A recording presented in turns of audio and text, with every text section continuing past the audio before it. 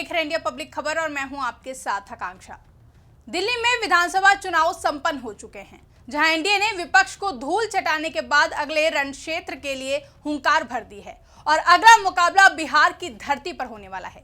जिसके बाद कई सवाल उठ रहे हैं कि क्या दिल्ली चुनाव परिणाम का असर आगामी बिहार विधानसभा चुनाव में दिखाई देगा, खासकर दोनों गठबंधनों यानी कि एनडीए और विपक्षी इंडिया गठबंधन के बीच होने वाली सीट शेयरिंग में क्या दिल्ली फैक्टर ही नजर आएगा।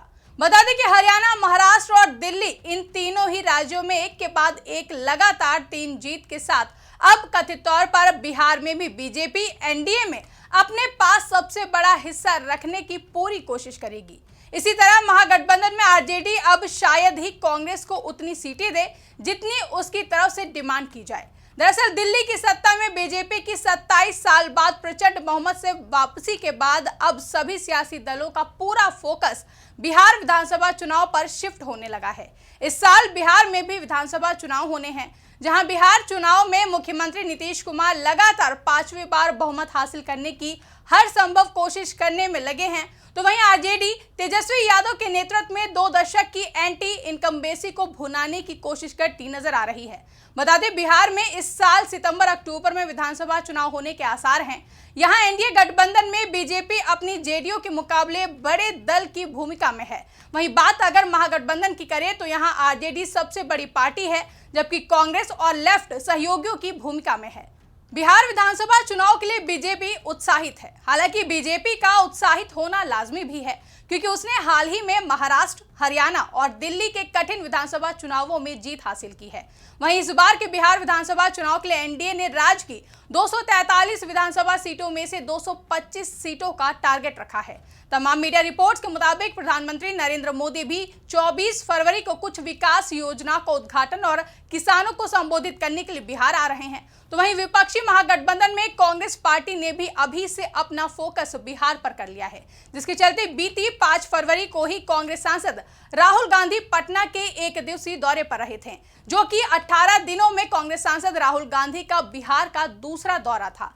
माना जा रहा है कि दिल्ली विधानसभा चुनाव परिणाम का असर बिहार में भी दिखाई देगा, खासकर दोनों गठबंधनों के बीच होने वाली सीट शेयरिंग में। बता दें जेडीयू ने पिछले विधानसभा चुनाव में 115 विधानसभा सीटों में से 43 विधानसभा सीटों पर जीत दर्ज की थी, जबकि बीजेपी ने 110 में से 74 सीटों पर परचम लहराया था। वहीं पिछले साल हुए विधानसभा चुनाव में बिहार में बीजेपी और जेडीयू दोनों ही पार्टियों ने 12-12 लोकसभा सीटों पर जीत हासिल की, लेकिन जेडीयू का स्ट्राइक रेट बेहतर था। इसी तरह महागठबंधन में कांग्रेस पार्टी के लिए ज्यादा सीटों का मोलभाव करना आसान नहीं होने वाला है, जहां हाल ही में हुए विधानसभा चुनावों में कांग्रेस पार्टी को महाराष्ट्र, हरियाणा और दिल्ली में निराशा हासिल हुई है, जिसके बाद चर्चा की जा रही है कि आरजेडी अब शायद कांग्रेस पार्टी को उतनी सीटें ना दे जितनी उसकी तरफ से डिमांड की जाए। बता दें कि बिहार में साल 2020 में हुए विधानसभा चुनाव में कांग्रेस पार्टी ने 70 विधानसभा सीटों पर चुनाव लड़ा था, लेकिन कांग्रेस सिर्फ 19 सीटों पर ही जीत पाई थी,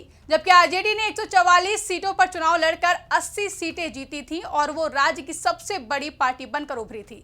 बिहार में जेडीयू और आरजेडी दोनों ही पार्टियां इस समय चुनावी मोड में हैं, जिसके चलते प्रदेश मुखिया और जेडीयू अध्यक्ष नीतीश कुमार ने पिछले साल 23 दिसंबर को प्रगति यात्रा की शुरुआत की थी। उनकी इस यात्रा का मकसद पूरे राज्य को कवर करना है। सीएम नीतीश कुमार की ये यात्रा विभिन्न ग्रुप्स को टारगेट कर रही है, जैसे कि नारी शक्ति रथ यात्रा और कर्पूरी रथ यात्रा का मकसद लगातार महिलाओं और अत्यंत पिछड़ा वर्ग को लुभाना है, क्योंकि ये दोनों ही सीएम नीतीश कुमार के कोर सपोर्टर्स माने जाते हैं। वहीं विपक्ष की ओर से संविधान से जुड़े मुद्दे उठाए जाने के बीच जेडीयू अब अंबेडकर रथ यात्रा निकाल रही है, जिसका मकसद सभी जिलों तक पहुंचकर वहां के दलितों से संवाद स्थापित करना है। इसके अलावा एक अल्पसंख्यक रथ यात्रा भी निकाली जा रही है, जो मुसलमानों को जोड़ रही है। बता दें कि जेडीयू की ये सभी रथ यात्राएं इसी महीने के अंत में समाप्त होने वाली हैं।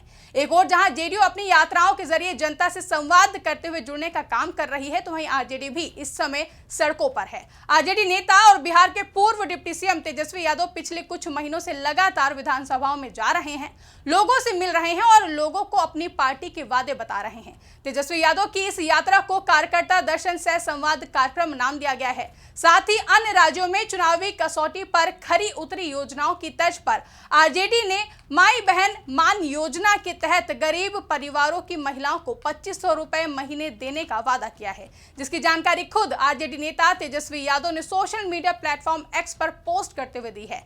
एक्स पर पोस्ट करते हुए तेजस्वी यादव ने लिखा कि हमारी सरकार बनने पर हम माई बहन मान योजना के अंतर्गत महिलाओं को 2500 रुपए प्रति माह देने का कार्य करेंगे तथा बिहार की हर माता हर बहन को स्वावलंबी, सुखी, समृद्ध, संपन्न, स्वस्थ और उनके जीवन को सुगम बनाने का कार्य करेंगे। ये कार्यक्रम हमारी सरकार का गरीबी कम करने, लैंगिक समानता को बढ़ावा देने एवं हाशिए पर रहे नागरिकों की सामाजिक और आर्थिक क्षमता में निवेश करने की दिशा में एक सीधा और प्रभावशाली कदम होगा। इसके अलावा आरजेडी दिल्ली की आम आदमी पार्टी की तर्ज पर 200 यूनिट की फ्री बिजली और बुजुर्गों की पेंशन बढ़ाने का वादा भी कर रही है।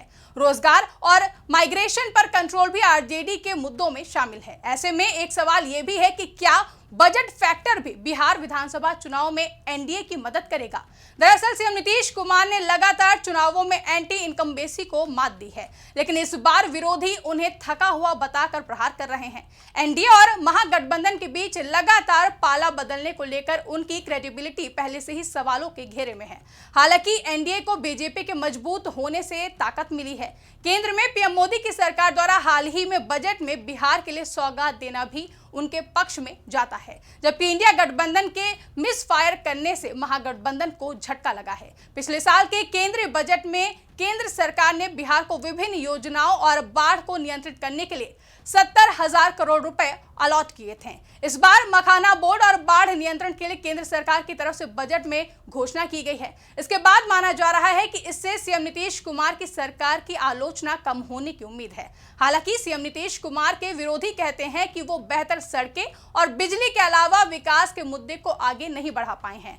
उनकी सरकार रोजगार पैदा नहीं कर पाई है। वहीं तेजस्वी यादव लगातार बिहार में हो रही आपराधिक घटनाओं को लेकर सीएम नीतीश कुमार पर निशाना साधने का काम करते रहे हैं। एक्स पर पोस्ट करते हुए तेजस्वी यादव ने लिखा कि बिहार के मुख्यमंत्री को सच्चाई से इतनी नफरत है कि वो झूठ और झूठ के साए में ही जीना चाहते हैं। इन्हें वास्तविकता और जमीनी सच्चाई से कोई मतलब नहीं है। अगर वो होशमंद होंगे तो बिहार में घटित प्रतिदिन अपराध के आंकड़े देख उनकी रूह कांप जाती। बता दें कि बिहार में विकास, रोजगार और अपराध ये मुद्दे इस बार के विधानसभा चुनाव में आरजेडी के मुख्य एजेंडों में से एक हैं। माना यह भी जा रहा है कि सीएम नीतीश के पक्ष में लालू प्रसाद यादव के शासन की पुरानी यादें भी काम कर सकती हैं। 2020 में कम अनुभव होने के बावजूद भी आरजेडी नेता तेजस्वी यादव अपनी पार्टी को सफलता दिलाने में सफल रहे थे, जिससे उनकी पार्टी लोकसभा चुनाव में भी पूरे जोश में दिखाई दी। एनडीए ने बिहार में 40 में से 31 सीटें जीती, लेकिन 5 साल पहले की तुलना में सीटों की ये संख्या कम थी। साथ ही आरजेडी फिर से सबसे ज्यादा वोट शेयर वाली पार्टी बनकर उभरी। उसने चुनाव में 22% वोट शेयर हासिल किया। हालांकि ऐसा माना जा रहा है कि लोकसभा चुनाव परिणाम के बाद ही आरजेडी का जोश कम भी हो गया है, क्योंकि नवंबर 2024 में 4 सीटों के लिए हुए उपचुनावों में एनडीए ने आरजेडी के 2 गढ़ों सहित सभी सीटें जीत ली। वहीं इस बार के बिहार विधानसभा चुनाव में एक बड़ा फैक्टर प्रशांत किशोर की पार्टी जनसुराज भी बनकर उभर रही है। प्रशांत किशोर की पार्टी जनसुराज ने उपचुनाव में करीब 10% वोट हासिल किए।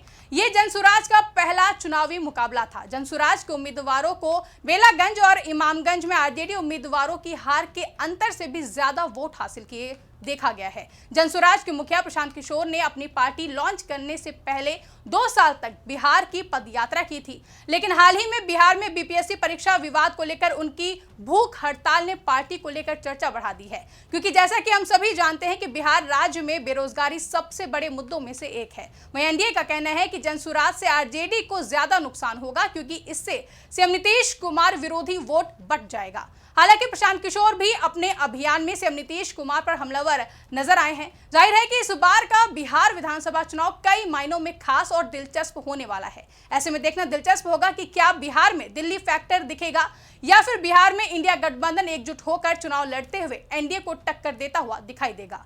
फिलहाल के लिए इस रिपोर्ट में बस इतना ही। इस रिपोर्ट को लेकर आपकी क्या राय है, कमेंट करके हमें जरूर बताएं। साथ ही ऐसी ही तमाम बड़ी खबरों के लिए हमारे YouTube चैनल को सब्सक्राइब करना ना भूलें।